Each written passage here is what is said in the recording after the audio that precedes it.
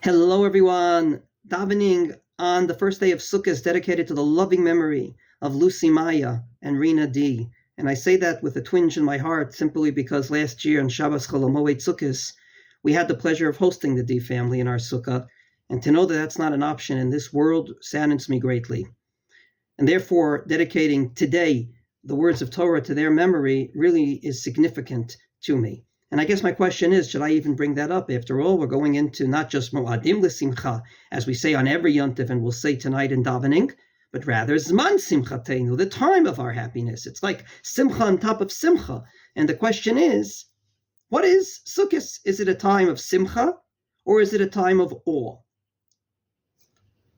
I believe the answer is both. One year in my yeshiva, where I learned, Mori Rabbi Rav Lichtenstein stopped the hakafa in which we sang Yivdu et Hashem b'simcha and reminded us there's another pasuk that says Yivdu et Hashem b'yira. Not just serve God with happiness, but serve God with awe.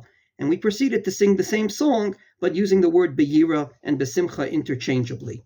And I believe that's exactly the secret of Sukkot.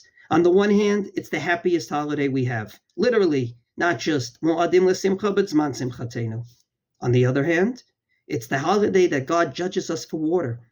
And as everybody knows, you can live without food for a few days, but you can't live without water, which is the basis of life. On the one hand, we take the lulav and etrog and we shake it in all directions, because the Gemara says, L'misha arba ruchot shelo, the one who owns the whole world. We're literally in the presence of God. We feel great. On the other hand, the Gemara also says you shake it in all directions, kedei la'atzor ruchot ra'ot, to stop bad winds. I believe that a Jew has to be balanced his entire life. On the one hand, happy, and on the other hand, with awe. If you take happiness to its fullest extent, you can get to sin. If you take awe to its fullest extent, you unfortunately will also get to be a depressed person who never smiles. I believe that Sukkot teaches us, with this particular combination, that indeed being balanced is the most important thing. Maybe that's the reason that the Shulchan Aruch, in its very first siman, the very first chapter, says that the most important thing is Shiviti Hashem lenegdi tamid. Explain Rav Hershel Shechter, it doesn't mean just God in front of me all the time, but rather Shiviti milashon shivyon, balanced. If you have God in front of you, you're balanced with awe and yet with happiness.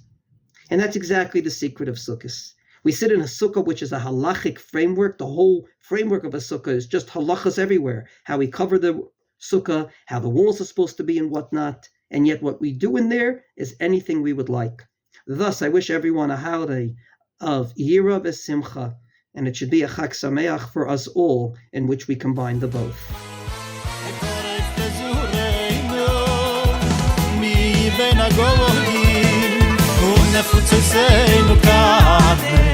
Ay ay mi ar que se llore de corei pesure ginu mi bein agonim un futse